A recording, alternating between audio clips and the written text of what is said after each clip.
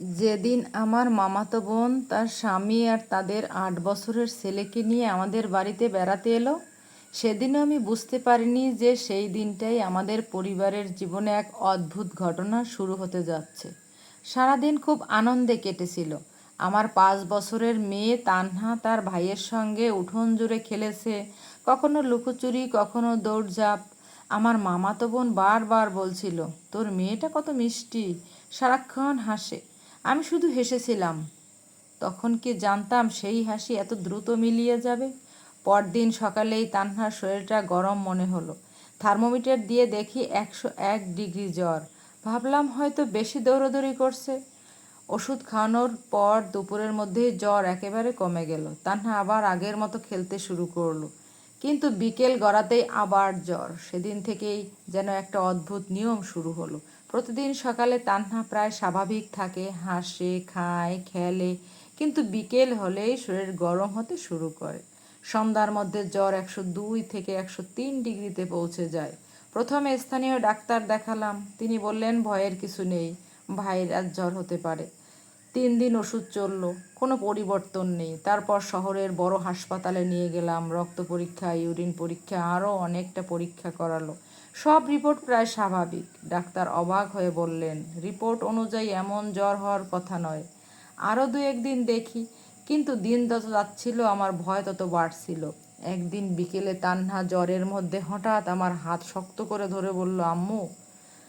আমি কাছে ঝুঁকে গেলাম। কি হয়েছে মা? ও খুব আস্তে বলল, ওই ছেলেটা আবার জানালার কাছে দাঁড়িয়ে আছে। আমার বুকটা কেমন করে উঠল। কোন ছেলেটা?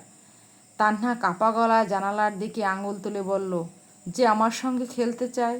আমি তড়িঘড়ি করে জানালার বাইরে তাকালাম। কেউ নেই। ভাবলাম জ্বরের ঘোরে হয়তো উল্টোপাল্টা দেখছে।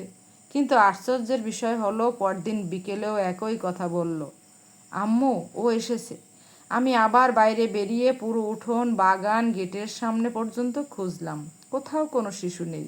সেদিন রাতে আমার স্বামীকে আমি বললাম, তুমি কি খেয়াল করেছো ও শুধু বিকেলেই এমন করে বলে? আমি কিছু বললাম না, কিন্তু মনে মনে বিষয়টা নিয়ে ভাবতে লাগলাম। এর মধ্যে আমার মামাতো বোনকে ফোন করে জানতে চাইলাম, তোদের ছেলে কেমন আছে? সে বলল, ভালোই তো, কেন? আমি কথাটা আর বাড়ালাম না, কারণ আমি নিজেই বুঝতে পারছিলাম না কেন এমন প্রশ্ন করলাম।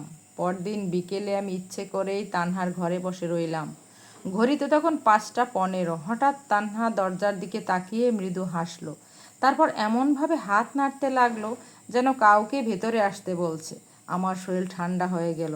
আমি দ্রুত দরজার দিকে তাকালাম। দরজা আধ খোলা, কিন্তু সেখানে কেউ নেই। ঠিক তখনই ঘরের ভেতর দিয়ে যেন হালকা ঠান্ডা বাতাস বয়ে গেল।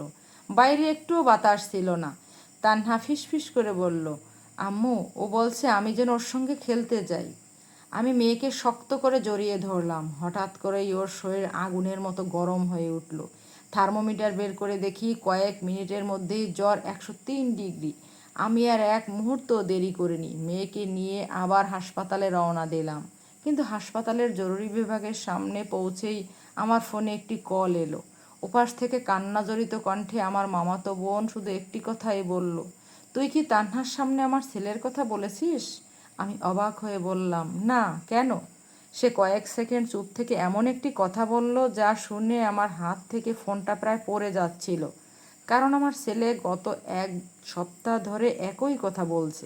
সে নাকি প্রতিদিন বিকেলে একটি ছোট্ট মেয়েকে দেখতে পায়, যে তাকে বারবার আমাদের বাড়ি ছেড়ে তোমাদের বাড়িতে যেতে বলছে।